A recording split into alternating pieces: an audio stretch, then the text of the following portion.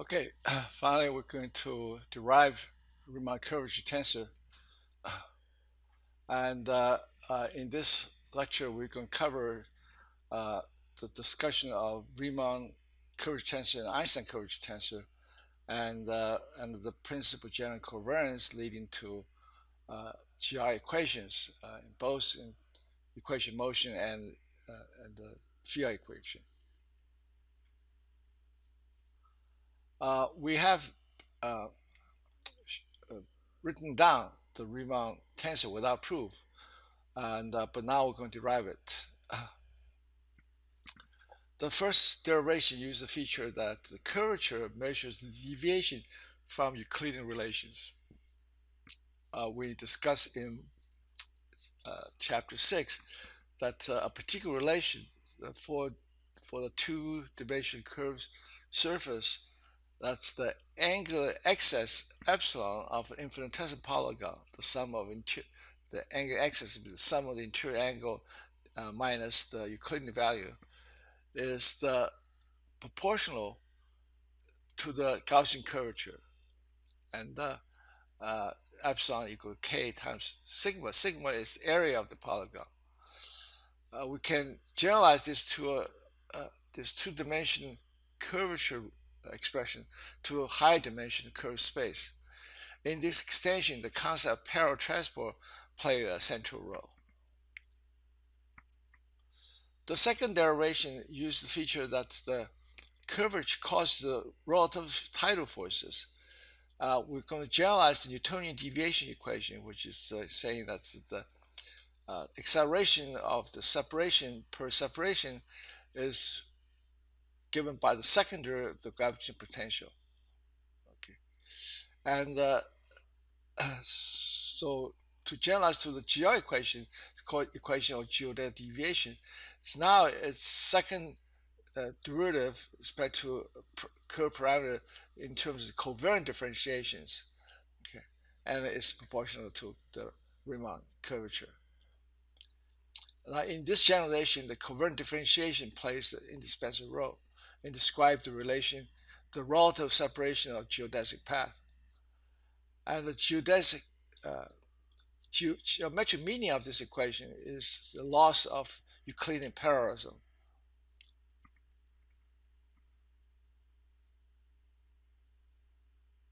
So now we're going to give the first derivation through the parallel transport vector around a closed path. We use the concept of the parallel transport to express this relation in a form that can be generalized to higher dimensions. Okay, so that's the role the parallel transport plays. Because we're asked the question, how can the angular excess be measured in a high dimensional space? And it can be measured through this parallel transport. It was the angular excess of polygon equal to the directional change of vector after it has been parallel transport around the parameter. So this parallel transport can be written down for arbitrary dimensions. And remember, we gave a simple example of a rectangular triangle on spherical surface. Rectangular triangle means that every angle of the triangle is 90 degrees. So therefore, the angular excess is 90 degrees because it's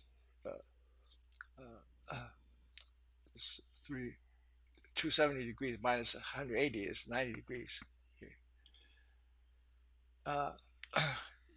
This can be measured by a parallel transport. You take a vector, parallel transport along geodesic, and then parallel transport back to the other corner and come back. You notice after making a round trip, it points down direction, so it changes 9 degrees, precisely equal to the value of angular excess.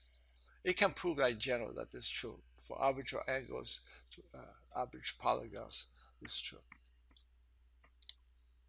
Now, the angle is the ratio of the arc length divided by the radius. Okay, so therefore we can use the directional angle change the angle x can be written as a ratio of the change of vector to the magnitude. It was or rather epsilon is equal to dA over a. dA is the change direction of the vector divided by a. So therefore, epsilon k sigma can be written as dA ka sigma, because epsilon is dA over a. I moved a to the other side. Thus, it was the change of a vector after round-trip parallel transport is proportional to the vector itself, proportional to A, and the area of the closure sigma, and the coefficient of proportionality is identified as curvature. That's how we're going to define curvature in higher dimension. Here is the two dimension. We can generalize to higher dimensions. So we can use dA equal Ka sigma as a model for curvature relation in high dimension space. But we first need to write this two-dimension equation in a proper index form so that it can be generalized to high dimensions by just extending the index. Remember, a two-dimension area of a parallelogram spanned by two vectors A and B can be written as a vector product A cross B. Okay, and you notice the magnitude, it will be AB sine theta, and the direction is given by the right-hand rule. Now, this sigma equal to A cross B can be written using the Riemann symbol. It was the cross product can be written as use the Riemann symbol in this way.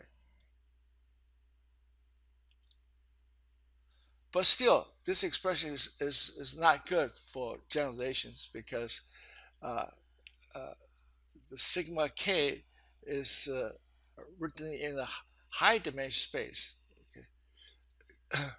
Because it referred to a three-dimensional, high dimensional embedding space, even though the polygon we're interested in the two-dimension. Okay. In which this expression involves embedding space.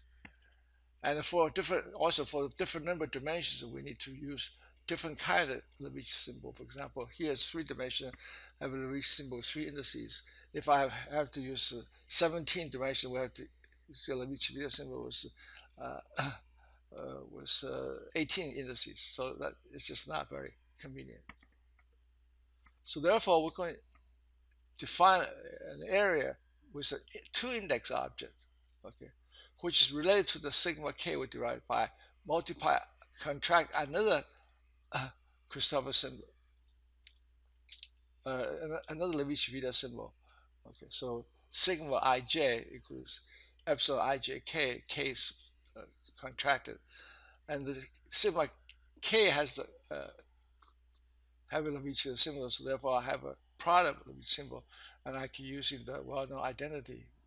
And this way, the sigma ij can be written as ai bj minus aj bi. So in other words, this quantity can be written entirely in terms of, it was, I just choose, instead of 1, 2, 3 the index, I can choose them to run from 1 to 2. So it was the whole expressions written in the two-dimensional space without any reference to embedding space. Okay. So in other words, we can have an intrinsic geometric description of the area without referring to an embedding space.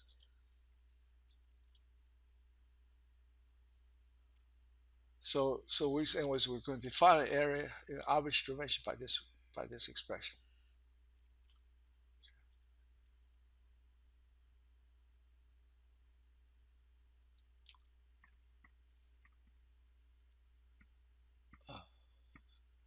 So for n-dimensional curvature tensor, we can use the fact the area can be written this way. So therefore, this expression for two dimension can be written as the change of vector in n dimension is equal to proportional to the vector itself, so a nu, and proportional to the area is ab minus ba. But if the coefficient in front is antisymmetric in the indices, then and row, then it's automatically this combination comes out.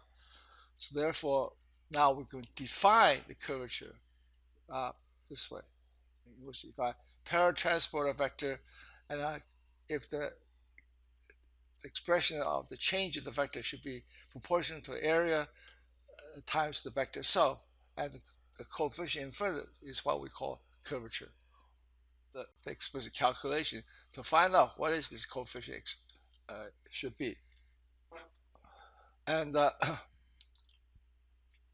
so we have a parallelogram spanned by two infinitesimal vector A and B.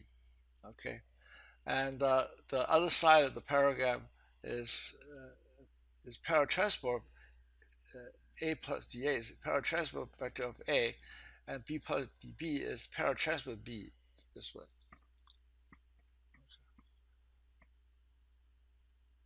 And we carry out this calculation in box 11.1 in the book. Here we just notice the key equations. Okay. Well, paratransport, of course, means the covariant derivative equal to 0. So that's the total change, total vector change is due to entire coordinate change. So the dA, ordinate dA is equal to proportional to A and the dx and the coefficient because Christoffel symbols. The opposite side of parallelogram, because they are related by paratransport, so A plus dA minus A, which is dA, is simply given by this. Same way this is. And so the vector change to the paratransport from P to Q, from Q to P prime, is two segments. One is the first leg and the second leg. First leg is, of course, is by this expression, is minus Christoffel symbol times A, and the dx in this case is A. Okay, and for this part, is paratransport is minus Christoffel symbol A times this time the dx is B plus dB. Okay. Notice now the first Christoffel symbol and the second Christoffel are valued at different points. The first one is valued at point P, the second one is at point Q. Now, if we want to compare anything, we need to place in the second place, same place, in order to compare them. So what we're going to do is we make a Taylor series expansion of this quantity at Q, which is equal to the value at P plus a derivative correction. Okay, so it's a Taylor series expansion. Then we drop higher order terms. Okay. So this way we can obtain the change of vector when now change of vector when going from P to Q prime and P prime is exactly the same calculation. You just interchange A to B. Okay. And then for a round trip going this way to here, it's simply these two quantities, the difference of these quantities. Okay. And when you put them together, you find this expression. So you do find the change of the vector is proportional to the vector itself, proportional to the area, and the coefficient is what we call the Riemann tensor. You compare these two expressions, is simply the first derivative of Christoffel symbol plus the product of Christoffel symbol. So this is just to claim the result. Okay.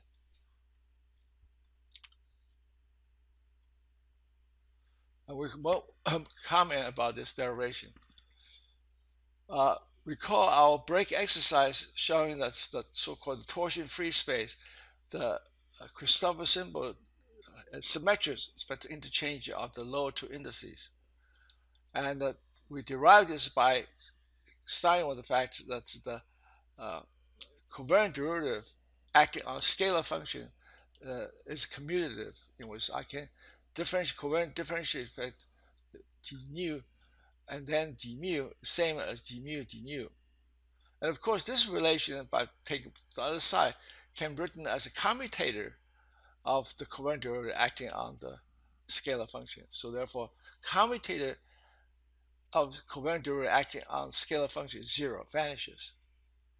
But that's true only because phi is coordinate independent. If we work with a coordinate dependent vector or higher tensors, you will get non-zero on the right-hand side. In fact, for a vector, you will get the vector itself multiplied by a Riemann tensor. If a tensor of higher rank, for example, is one contravariant index, one covariant index, I get each index I have a Riemann tensor.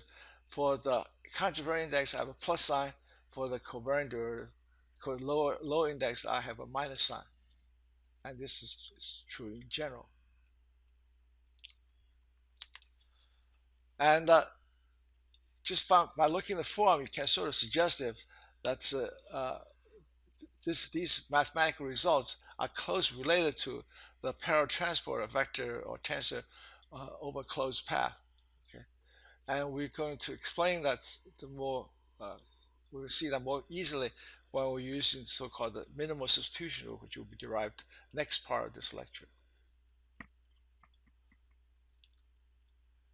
Anyway, these relations clearly shows that the Riemann tensor is a proper tensor because all these factors in this equation are proper tensors. So therefore, the quotient, this divided by is a tensor by the tensor theorem we talked about in chapter 3. Okay. So even though this made up term doesn't seem tensors, but actually the Riemann tensor is a proper tensor. Okay, now we're going to give a second derivation, which is generalizing the tidal force equations for Newtonian physics, so Newtonian deviation equation. Remember, that's derived by taking the two equation motion for two trajectory and take the difference. Okay. So we'll follow the same step. We're going to consider two particles. One follows the geodesic x mu of a function of tau, a curve parameter. Other one has trajectory x plus s of tau. S, of course, is the separation between these two geodesics.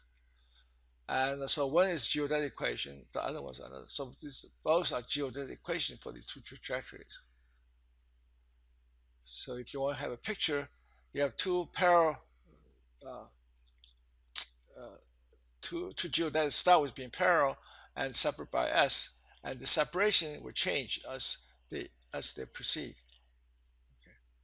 And the difference of these two geodesic equations, then for small s can be Taylor expanded and throughout the higher order term can be written as this way. So second derivative of the acceleration with respect to the separation is given by Christoffel symbols in this. But for GR, this is not good enough because these are ordinary derivatives. We need to work with covariant derivatives. So therefore, the covariant derivative of S is the covariant derivative of the covariant derivative. And but the covariant derivative itself is a vector. So therefore, the covariant derivative, the underline have two terms: ordinary derivative plus a Christoffel symbol term. Okay, and of course, what's inside the parentheses is first derivative. First derivative respect to covariant derivative has also have two terms. Okay. So we need to substitute this into here to get. So substitute this in here. Now substitute this into the blue box. The parentheses in the blue box, I get the and then this substitute in, then take derivative, ordinary derivative back to tau. I get the ordinary second order derivative and the second order derivative of the x, and then ordinary derivative of tau of the factor in front, this Christoffel symbol derivative, and then s derivative. So all these terms. So the blue box was substituting expand to here. Now also the this covariant derivative term had to substitute into here. Again, I get two terms because that. So these are the two terms written here.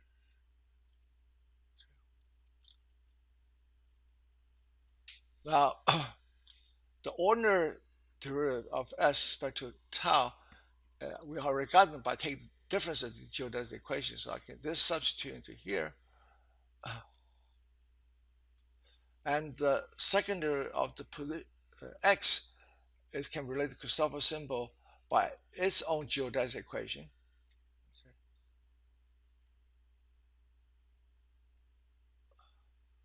Then after we substitute all this in, we find this equal to 4 terms involved. First derivative, the Christoph symbol and Christoph symbol squared. That's where they come from. First of all, these terms cancel. This factor 2 is exact same, but there's minus 2 here. So when I substitute here, cancel these 2 terms. And this term, I just copied over. And this term, I just copied over here. This term here, sigma, but when I replace the secondary x by Christoph symbol that have a product 2 Christoph symbol, it's just this term here. And then the last term is this. Okay. So therefore, the second derivative, the acceleration, covariant acceleration of the separation has 4 terms. And each of these terms have the factor of s x dot. So I can factor them out. And the remaining term is in fact just this coefficient. And this expression compared with was our definition of Riemann tensor. So it tells me what Riemann tensor is, and that's just the result we were looking for.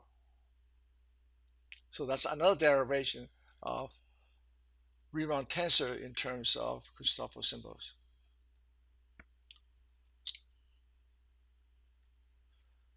And since the corresponding Newtonian deviation equation tells is tidal force, so therefore the Christoph symbol, the Riemann tensor can be viewed as relativistic tidal gravity. Okay. And the geometric view of this equation, geodesic deviation, as the name suggests, deviation of geodesic, is that because the curvature, 2 parallel geodesics will no longer remain parallel because the separation changes and changes by this way due to the curvature. So therefore, the Euclidean parallelism is violated in curved space. So let's finish our first part of lecture 17.